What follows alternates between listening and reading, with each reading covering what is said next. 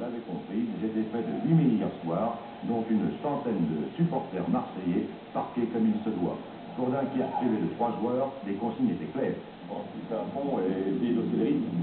Autrement dit, rouler au super pendant tout le match pour empêcher les Marseillais d'approcher notre but.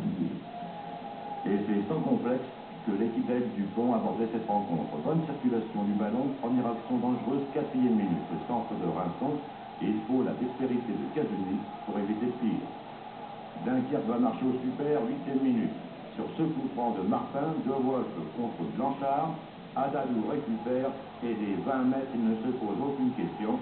Fabien Barthez, lui, n'en revient pas. 26e minute, le gardien marseillais doit intervenir une nouvelle fois devant Thierry Pau dans les 18 mètres.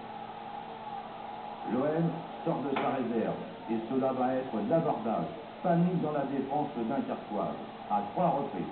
Livra d'abord, Jambet ensuite et enfin Cascarino.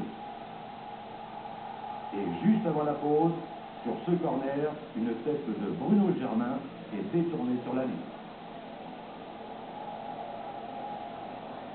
On joue depuis 7 minutes en seconde période. Germain récupère la balle au centre. C'est Cantona qui lance Cascarino parti derrière la défense. Et il ne laisse aucune chance à Bayoko. L'OM égalise.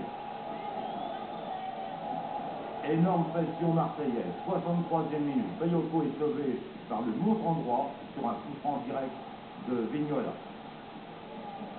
Il reste 4 minutes à jouer. Centre parfait de Vignola. Le meilleur buteur de D2, l'Irlandais Cascarino, inscrit son 2e but. Bayoko n'est pas content, mais pas content du tout. On joue les arrêts de jeu. Benjabala est accroché dans la surface. Mais oui, monsieur l'arbitre, c'est indiscutable. Et cela n'empêche pas pourtant monsieur Léon de siffler un coup franc à l'extérieur des 18 mètres. Les Lions-Martin en force égalisent à la dernière seconde. Heureusement, il y a une certaine justice. Résultat équitable. La montée est toujours d'actualité.